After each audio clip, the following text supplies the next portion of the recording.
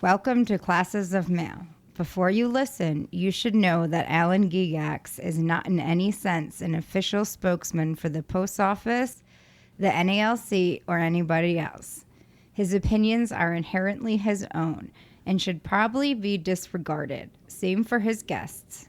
Any information you hear on this podcast could be wrong and should not be relied upon for any reason. Enjoy the show.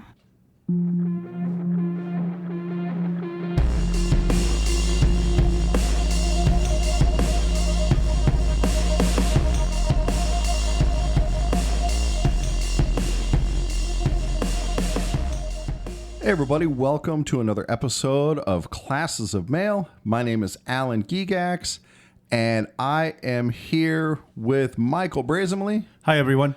All right, and it is time for some real talk, but before we do, I want to do something silly, which is, Michael, if you would get ready to press play again on just the music part like you have up here, because it turns out that our theme song has lyrics. It does? Yeah, it does, so play it and I'll let you know what the lyrics are. All right, here it comes. Classes of Mail. It's time for Classes of Mail. All right, there you go. Yeah, go ahead and reset that back up. I'm just going to say to keep your day job. Yeah, that's right. Yeah, so that leads in right to what I want to get into, which is, in the intro, my wife says that my opinions should probably be disregarded, and the same for my guests. And that's basically what I want to talk about today, because she is correct. Listen to what my wife tells you. My opinions probably should be disregarded. And the context of this, which you can already tell from the title of the episode or the description, is in reference to the CLC, the Concerned Letter Carriers, because Michael and I are both supporters of the CLC. That's no secret. If you've listened to any number of episodes, you know that to be true. But the truth is, I have very little information about the CLC and about the specific candidates. I don't know these people on a personal level, really. The person I've gotten to know the most probably is Corey, right? Would you agree with that? Yeah. Because he puts himself out there every week and multiple times a week. And so you get a sense of who they are, just like as a listener, you've gotten a sense of who I am. Mm-hmm. And I have every intention at this point of voting for Corey Walton for executive vice president. I mean, it helps nobody's running against him. Right. No, there will be, I'm sure. Yeah, I'm sure there will be at some point. Nobody's announced yet. Right. But certainly, like, if it was a choice between him and Barner, I'm going to choose Corey. Definitely. Because whatever I don't know about him, I know that dude fights for carriers. And that's the real deal. And let me get your opinion on this, Michael. Sure. I believe that, let's say, Barner, for example, who Corey has talked no end of shit about. Mm-hmm. Let's say he loses the election, he goes back to carrying mail, and then he gets in trouble for failure to be regular in attendance. Mm-hmm. Do you think that Corey Walton would defend him? Definitely. That's what I think too. Yeah, 100%. That he would get an aggressive defense from Corey Walton. Mm-hmm. Corey would go all out to defend that Same with dude. James. Yeah, that's exactly right. Mm-hmm. And so these are things that we believe, but do we know that to be true? No. Mm-hmm. We just go by what people say. Or what I believe. Yeah, what we believe based on what's presented to us. Yep. Right? And for me, the problem goes even deeper than that, because as Michael has pointed out on this show before, and my buddy Rich, I'm a Pollyanna. I see things with rose-tinted glasses. Yeah. Alan is more he looks at positive in things. Yeah, that's true. I'm very quick to seek out the positive. Me, I always look at the other side first. Right. And it makes you a good balance to the show. And guys, as we record this, the next episode we're going to record is a much requested Michael rant episode. And I'm sure it's going to be a lot of fun when you guys hear that one. But that's a good example. It's going to piss some people off. Yeah. But, I tend to think that, and this has really screwed us over in our branch. Mm-hmm. Because I'm always surprised when the branch does something crazy. Right. Because I always assume that they want to follow the rules, and it's because I want to follow the rules. And I assume people are going to tell the truth because I tell the truth. And that's very common. It's like on the other end of the spectrum, like Donald Trump assumes that everybody's going to cheat at golf because he cheats at golf. And, you know, that's not controversial. It's just the way people are. And so, again, dear listener, keep that in the front of your mind when you hear me talking to these people, when you hear the interviews that I do. You know, I give people advance notice of what I'm going to ask them, and I give them the outline for the episode for a couple of reasons. Because one, I want it to be a good episode, and I want it to flow, and I want it to be structured. And that's the reason that my interviews tend to be more structured and run a little smoother than others. But also it's because I want good answers. And whatever answer somebody gives, as far as I'm concerned, they've gone on record with that answer, and now they can be held accountable to that answer. If they're telling me the truth or not, I don't know. But they now become accountable to that thing that they've said. That, hey, this wasn't just sprung on you and you came up with this out of left field. This is your thoughtful, considered answer. And so you better stand by it. And that's really the best I can do. You know, to me, I like that better than the gotcha questions because I want good answers. I want thoughtful answers. Like the other day, there was a CLC candidate on another podcast. And when that candidate was being asked questions, I'm going to try not to use names because it doesn't really matter to the point I'm making. But when that candidate was being asked questions, they were very clearly just reading a prepared statement. And I heard some complaints about that. And I'm like, dude, I don't mind it because at least it's a thoughtful, reasoned answer. And ultimately, those are the kind of answers that I want. But it's not going to expose anything because, you know, no candidate is going to come onto this show and be like, oh, yeah, I blackball the reformers in my branch. They're not going to say that. They're not going to say like, oh, yeah, when I use the branch money and I buy myself steak dinners 3 times a week. They're not going to say that. And are they doing those things? I don't know. I don't have a way to know. Except, you know, and obviously they're just going to tell me that they're doing these great things. And I get it. The only way around that, sort of, is for me to hear from people in those branches. And that does happen. And I've heard some issues about some CLC candidates. You know, some of them, I'm reminded of Fred Woodley from Delivering Solidarity. I haven't heard an episode out of him in a while.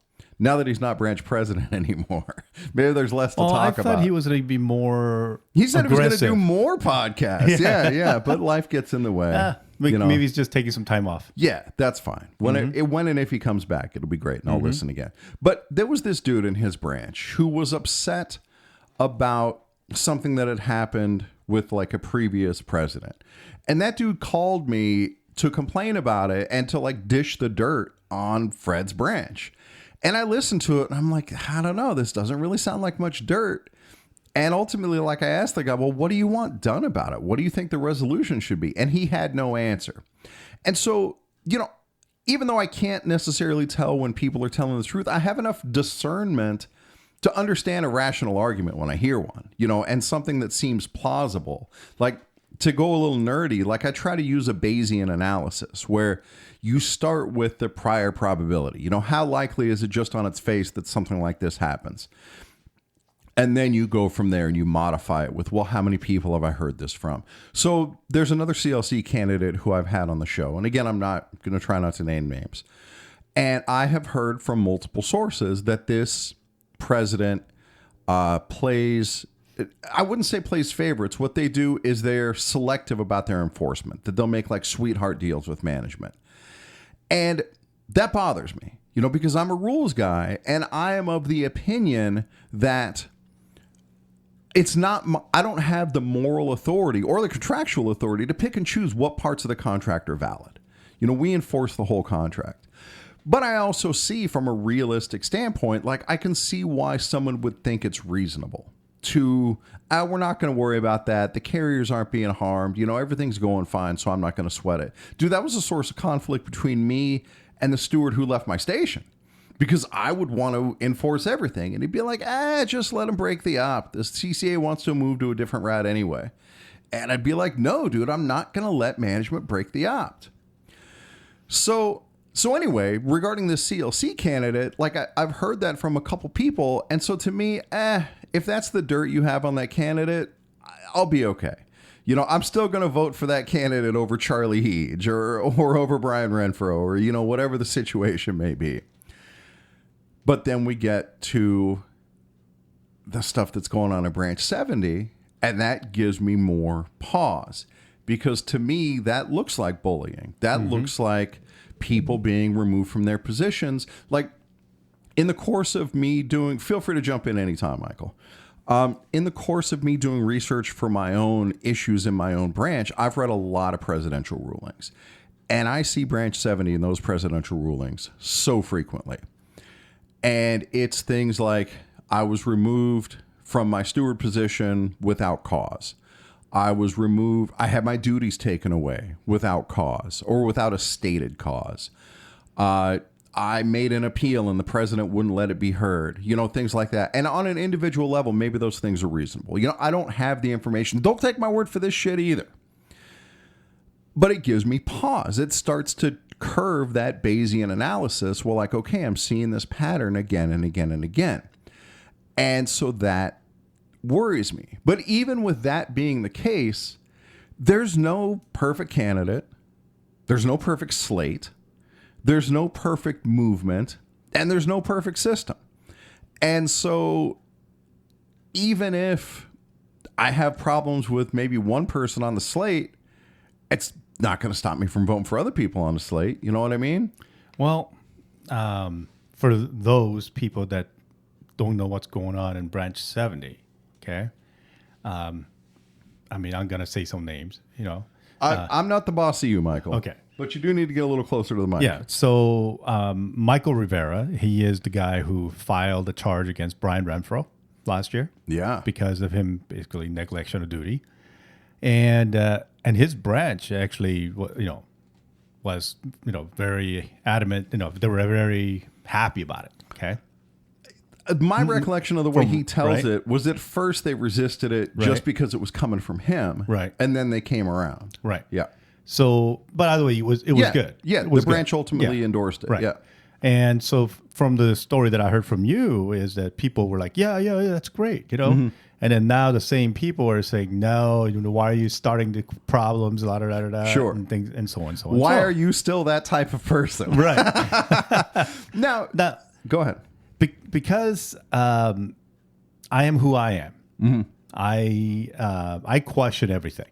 Right. Okay. And so it doesn't matter if they're my ally or not. I question everything. Mm-hmm. As you saw with our general meeting where I was asking questions even to James Henry while I was sitting there. Yeah, that's Okay? true. And so I don't stop with questions. Okay. And so when I hear like Michael Rivera doing the things that he did, and the thing is, the only thing that I see, this is the point of view that I'm getting at, is that I see what I've been given. Okay. Because I'm not given any other version than this version. Sure. Okay. Which is that he posted something on Facebook. Right. And the election committee didn't like what he posted on Facebook because the Facebook page that he posted on, somebody had like 50,000 followers or something like that. The page itself had like that many subscribers. And so didn't like it that he would go to that many people and they felt that was defamation. Right. As you guys know, me and Alan, we went through the same thing. Yeah. Same and in that interview with Rivera, we mentioned somebody's name from our branch, and so they thought that we were defaming him, and so he decided to file a charge against us. Right. Okay. Now, for clarification, and because I believe this is an important point, the charges against Rivera don't come from the branch president. Right. Just like our charges came from the election chair. Right. The charges against Rivera come from the election. Same Right. type. Okay. Yeah.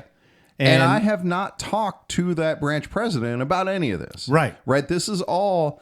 This in particular is based on A, all the presidential rulings that I've seen, and B, I can read the charges for myself. Right. You know, when we're in these chat groups and people weigh in and they say, like, you know, the diehard CLC supporters, like, well, you know, there's another side to this story. Bullshit, there is. The charges are the other side of the story. Right. I can judge what's in those charges. Because you can, because he read posted the charge letter on Facebook, so you can see it. if there's more to it that's damning, should have been in the charges. But it wasn't. What's in the charges is I don't like what you posted. Yeah, that's not something that in violation that I know of. Right. Okay. Except you're speaking your opinion, which is freedom of speech. Yeah. Okay. And I know one thing is our union is created from freedom of speech. So we can strike and we can do this and we can do that. That's all freedom of speech. So for our own union going after somebody who's doing his freedom of speech, to me, is just Of course it is. the biggest fault in our union. And so on Facebook, the only branch officer that I've seen active on Facebook is their branch's vice president or executive, something like that. Yeah. And so he'll make these comments and he'll reply. And then I'm like, okay, well, this is what NALC policy says about protecting freedom of speech. Right. What's your take on this policy? No response. Well, the only response that I got is this is a local matter. Right. And the Carlos Guzman, who's the president, has nothing to do with it. Ricardo Guzman has nothing to do with it. Dude, and I mean, that's because it's only coming from the election committee. Yeah, and dude, that's factually accurate, right? It is only coming from the election committee. You know, speaking to people outside, like not just Michael, you know, people who are familiar with these agents, you know, they told me the same thing. Like, look, I have a relationship with the president, and he told me in a candid conversation that it's got nothing to do with him. Right. And so maybe that's true. But here's where I'm coming from. It's called leadership. Okay? Right.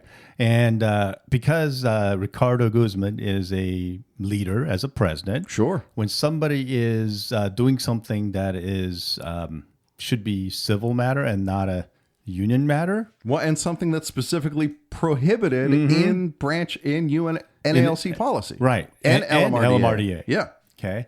Which is, you know, violating the freedom of speech because you have the right to put whatever you want. Yeah, hell, I have the right to go on Facebook and say, Brian Renfroe is a stupid ass bitch. Dude, maybe somebody could go on the biggest podcast in the postal universe and say, you know, Paul Barner is a piece of shit. Yeah. And say it again and again and, you know, whatever. I can go on the Facebook and say, Alan Gigax is the biggest, you know, got the shiniest bald head ever. Right. Exactly. I can say whatever I want.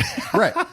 And so that's where it feels, you know, backward. Like that's then the leadership. If you believe in those sort of things, then as a leader, you should be protecting those rights. Exactly. Not helping them get run over. Right. All right. So to get back on topic, because again, that's not from the CLC. It's in a place where CLC is in leadership. Yeah. Well, the reason it comes up because Ricardo Guzman is the president of running the chair of the CLC. Of the CLC. Right. And that because of that, that's what gives people pause. Yeah, we're disappointed because we want to see better leadership. Right. Right. Exactly. Okay. And he was a part of the leadership structure in the CLC. Right. Because, dude, you'll hear them on podcasts, including my own. Like, dude, the Good Old Boy Network is done. You know, retaliation, that's out when we're in. Well, here's your chance to prove it. Right? Because, again, like the episode opened with, I don't have access to people's inner thoughts. I can only go by what I see. Yeah. And if I'm hearing, well, when we see this sort of action, we're going to stand up against it. Where is it? Right. Okay. Now, again, this is all my personal feeling. Okay. Right. Is if they were scared of Michael Rivera winning an election. Right. Okay. I mean, dude, the guy lost the election. Yeah, right. But whatever saying, his appeals are, the dude lost the election. Yeah. Here's the thing. He's still, as a union paying member, has to file these things. Yeah. Dude, Okay. and it's exactly like from that quote with James Henry. I often said, when you see something that is wrong and you don't stand up for right, you're as wrong as the wrong itself. So whatever you might think of Michael Rivera, and it's not like I agree with him on everything. As you can see, that was from James Henry. Yeah, that's James Henry, right? Who's It's running something for that he president. says a lot. Okay. And which is the CLC. Yeah.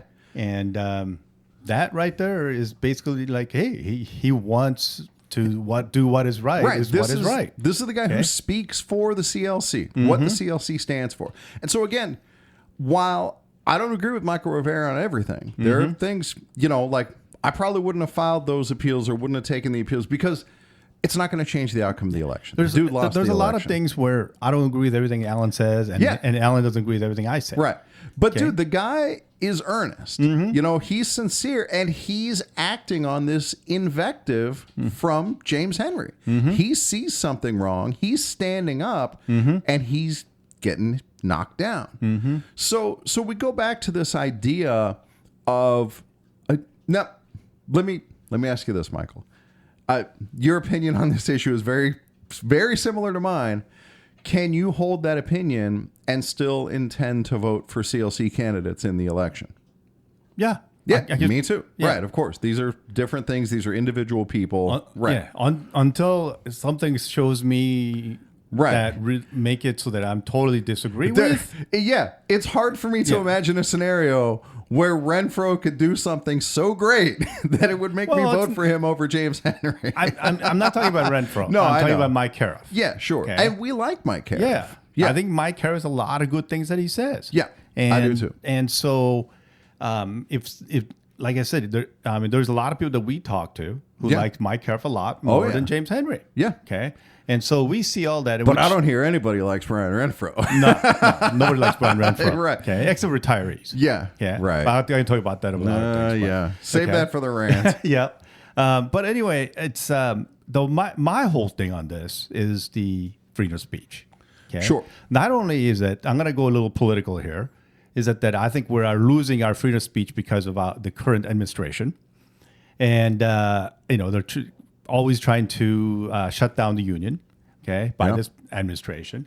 And so, we're doing a lot of fight right now. And then now, current with the Postmaster General, which I'll add that in the rant too. No, there you go. They're trying to get rid of our 6-day delivery. 6-day delivery and so forth. So there's a lot of things that's going on right now. And stuff like this angers me more in the fact that we should be protecting all of the carriers that work with each other right now. Right. Okay. Right. And then alienating somebody who's actually exercising his LMRDA rights. and union rights. Right. And a basic civil right for that matter. Yeah. And so for somebody's trying to here's another angry part. Yeah.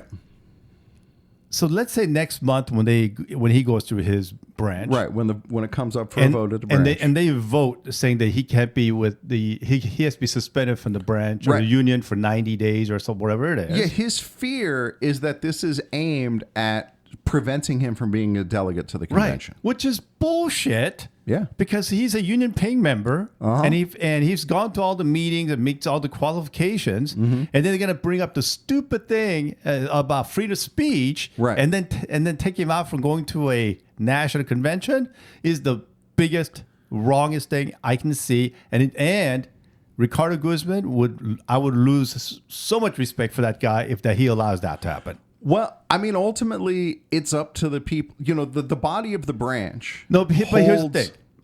Here's where the branch is wrong. Okay. When it's they been are wrong for us. breaking the law, Right. Somebody has to stand up. somebody like Ricardo Guzman, who's the president, be a leader and say, you guys will Right. be breaking the law. Because let's acknowledge the reality here. If Michael Rivera stands up and says, hey, NALC policy says we can't do this, that the branch is prohibited from levying punishment for this, it's not going to matter, right? We said that. I guarantee you Michael Rivera is going to say that. And we said that didn't matter. Right. But if in our situation, if our branch president would have stood up and said, guys, I get why you're upset. And I said that with Michael Rivera. Like, dude, I get why these people might be upset with you. I get why you're upset, but this violates NALC policy and we can't do it. Right. That would turn the vote. And LMRDA. That's leadership. Yeah. And that will make CLC look really bad. If they railroad Michael Rivera? Yes. Right, because they're letting it happen. The very thing that they're saying, we won't let this happen when we're in charge. Well, you're in charge. Yeah. And here's the thing is, I was notified that they want to step out of, because this is a local matter, to stay away from this. Sure. Yeah, let the branch settle. Let the branch figure it out. Well, that'll be the excuse when they're in power, too. yeah. Yeah. Well, this is happening at your own branch, so let's play it out. Yeah, exactly. Well, but they're breaking the law. Right. They're breaking the NALC law. Yeah. Constitution. Right. So the question is like, okay, well, what does NALC policy even mean if you're not willing to stand up for it? Right. And I already know the answer. Well, he can appeal. Yeah. So he'll appeal. Mind you, his branch already delayed this by a month. So now they'll convict him in April. Right. And then he has a certain amount of time to write his appeal to that conviction. The branch has like 20 days to respond to that. So it'll wind up going up to national sometime like late in May. And then June, July, August, there's the convention. And by the time he gets his rights restored, it's too fucking late. Yeah. And there's no way the branch, the people who are pushing this, there's no way they don't know that. Yeah. Oh, it'll come and go, oh, sorry that we made this happen. But hey, you won the appeal. Sorry about that. Yeah, right. Well, you guess can't what? go back. You can't. You can't go back to. He can't Right. go back to convention. So, dude, if something different happens, you guarantee we're going to come on here and talk about it and be like, dude, pleasantly surprised. Yeah. You know, this is great. Wasn't Michael Rivera going to do something at national convention?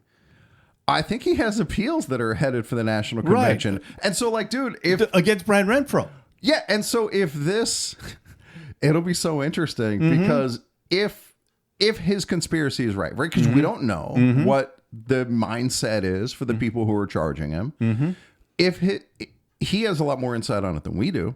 So if their conspiracy is right and they are able to do something that prevents them from going to the convention, what happens to his appeals? Right. And you know who makes a decision like that? Brian Renfroe will decide, oh, if you're barred from the convention, what happens to your appeals? Well, that's a constitutional matter that Renfroe gets to decide. And then if Renfroe goes off the rails and does something crazy, you know who's supposed to check that power is the executive council. Right.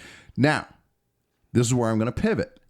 Because whatever our concerns may be about the CLC, the one consistent answer that I've been getting that I'm really happy with is like I asked a candidate, like, well, what do you say that, you know, because you're all on this slate, you're just going to be another rubber stamp. And that candidate said, you think Corey Walton's just a yes man and he's just going to roll over and do whatever? Well, no. You know, so at least in that regard, these people who are being selected for this slate, at least their outward appearance is that they really are fighters and that they really are people who they're not afraid of getting their hands dirty. And so at least this is where I see Michael Rivera as. He's a fighter. Oh, dude, no Why question. do we want to stonewall a guy who likes to fight? Right. Dude, like when I was talking to Howard Comine just in conversation about it, you know, we were talking about you. And Howard's like, dude, you got to take a guy like that. And yeah, he's a pain. You take him and point him at management and let him go wild. And dude, I know Michael Rivera has tried to be a steward. He's tried to be an instructor and he's getting nowhere with it. And it just sounds all too familiar, you know, and that's the problem. Here's a guy who's clearly willing to do the research, clearly willing to write contentions, and filing charges. Yeah, right, exactly. He's the only one that I know through the whole nation that he filed a charge against Brian Renfroe because he didn't do his job. Right. Nope. Did anybody else do it that I know? I don't know anybody else doing it. Right. So, except for when we were at the Boston convention, when Chris Jackson, yeah, filed that. Right. Yeah. Where I think the majority of the retirees voted for Renfroe at the time. Yeah, I know. Yeah. In my own hiking group, if somebody says like, hey man, I think I can lead better events than you, fucking great, man. Come lead events. Exactly. I'd love to have you. Yeah. So anyway. So, but again, that gets to your point of leadership. So let's get back to how do we know that people are going to do what they say they're going to do? And there are additional clues, you know, for my Bayesian analysis of is this statement true? Let's take somebody like Charlie Miller. The guy is clearly brilliant. That is as indisputable, maybe even more indisputable, that James Henry is a person of high integrity. Like, these are things nobody questions. And he's talking about CCA salaries. I think he was on 8 arbitration, probably. It doesn't matter. And, you know, anybody can say, oh, CCAs deserve better salaries. Anybody does say that. Everybody says that. Except for Brian Renfroe. Yeah, exactly. He might even say it. Yeah. But then he's just lying about it. Right. But then Charlie Miller follows up with, you know, these CCAs have it a lot harder than we did when we were coming up. The prices of goods are higher. They're being asked to do more. They're, you know, all these things that indicate to my ears an empathy that goes beyond just, oh, I know this is the right thing to say. You know, it shows that there's also an understanding of why that's right. And that makes me a lot more inclined to believe, you know, whether that's going to happen. Again, I have no fucking way to know, you know, and I had a conversation. This is what inspired the episode with one of many people who expresses this concern that the new boss is going to be just like the old boss, or that, you know, hey, I'm concerned that the CLC isn't really interested in making changes. They just want to be the new status quo. Just saying the right words to get voted in. Yeah, right. But they're not really trying to make any reforms. And one of the ways that you could prove that they're serious about reforms is resolutions. And, you know, looking through the resolutions that I have access to, I don't have access to everything. But the only resolutions that I've seen that come from the CLC were some early ones that come from Paul Bollinger. And I think those were before he was affiliated with the CLC. And so you got to wonder, if they're serious about making changes, where are the resolutions that are going to make that change stick? And then this is where I came with Alan. Yeah. I said, well, what does that matter? Because Brian doesn't follow any of the resolutions. Yeah, and this is where I have a glimmer of hope with the CLC, because if James Henry goes off the rails, I think that CLC business agents are a lot more likely to stand up and say, hey, you're going off the rails. Like, dude, I had a conversation with, this name I will drop, with David Grosskopf. All right, and I don't hear anything out of David Grosskopf's branch except that dude is the real deal. And every conversation that I've had with him, I mean, that's another one you can see in his actions, where when Renfroe told him, no, you're not going to stop this SNDC, dude did it anyway. I wonder, and won. Have you heard anything that BFN's going to put any resolutions in this time? That's a great question. Because they did last time. Yeah, they should be. That's kind of why they exist. Right. I don't know. I got to ask like Murph or whoever next time I talk to him. I heard there was some political stuff that was going on with BFN. Yeah, I don't want to get into that. That's off topic. Does the BFN really walk the walk? I mean, you can't argue with the success of open bargaining. All right, but anyway, to get back on topic, yeah, so at least we got a fighting chance with people in there that they will stand up. And that's something that James Henry says that worries me. And this is maybe the first chink in the armor with that, was he was on, I think it was on CCA Corner, was the first time I heard him say, like, it's not the system, it's the application of the system. And dude, this is the system that gave us Brian Renfroe and allows him to go on unchecked and do this nonsense. And I'm thinking like, well, if this can happen, if he can just unilaterally, you know, go crazy and fuck us over, then we have a system problem. And maybe there should be changes to the system. Yeah. Well, there's a lot of things they need to change in the Constitution to clarify a lot of things. Yeah, I agree. And those changes aren't, at least right now, aren't coming from the CLC. And that worries me. You know, let's take it at face value, as I am wont to do. That is my style.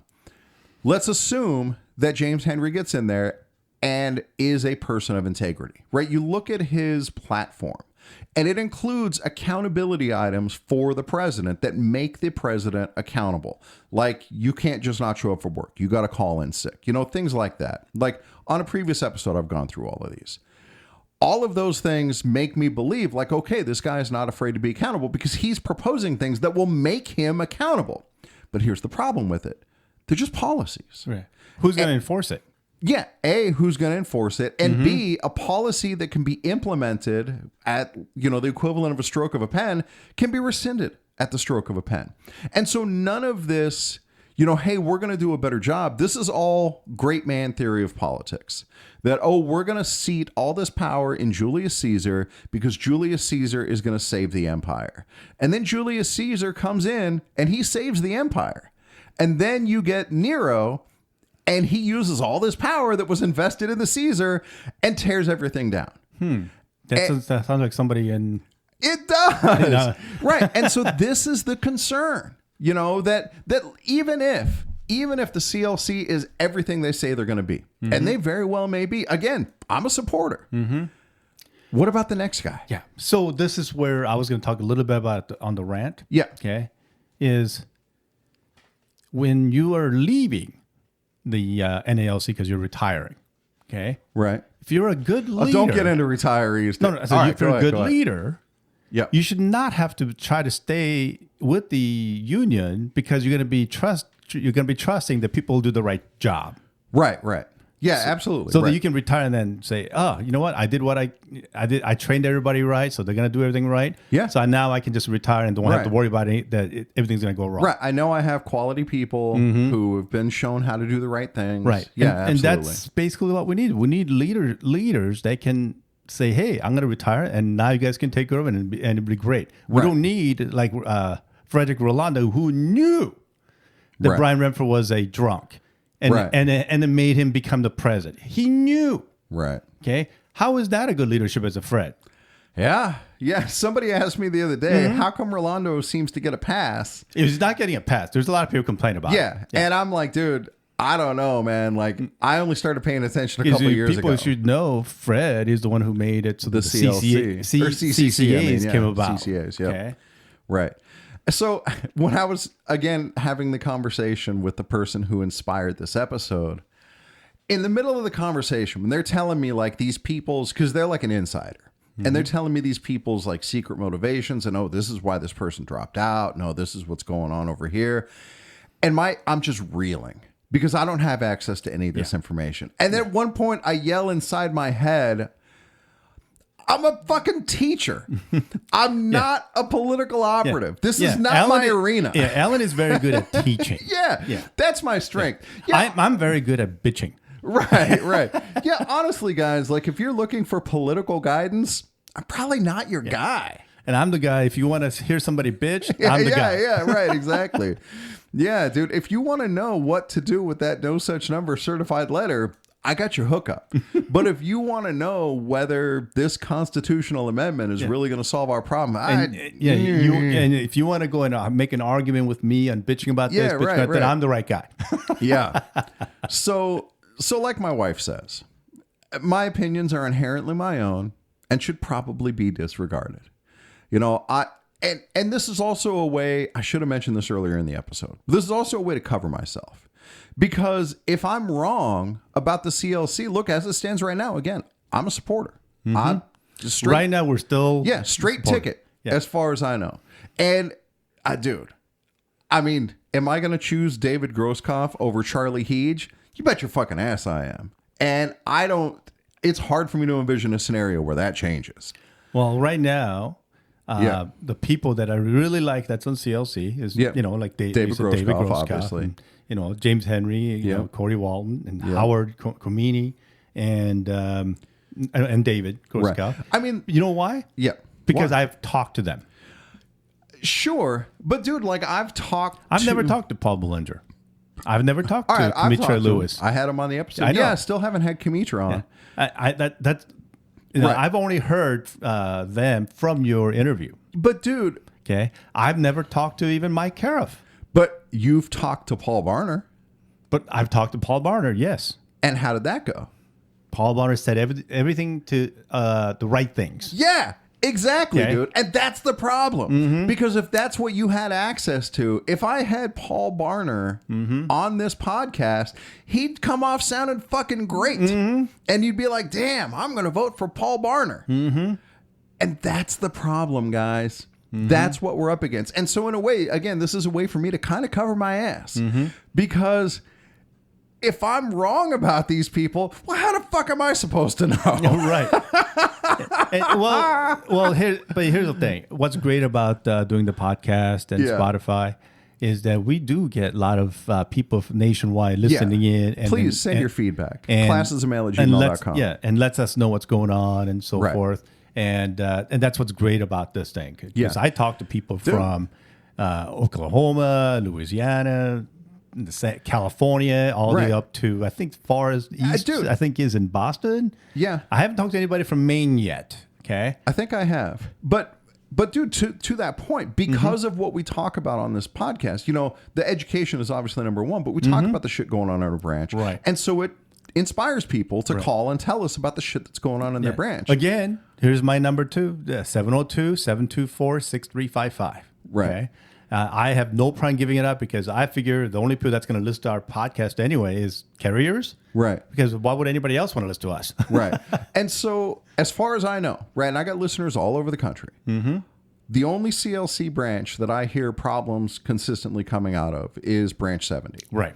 And it's not just... And then the one in Brooklyn or whatever? That's not a CLC branch. Oh, yes, CLC. That's the opposite. That's Charlie Heech's branch. So... But that's the only, and it's not just Michael Rivera, right? I've heard from many people in that branch, and it's very consistent. Not to mention, I can see it for myself in all the rulings.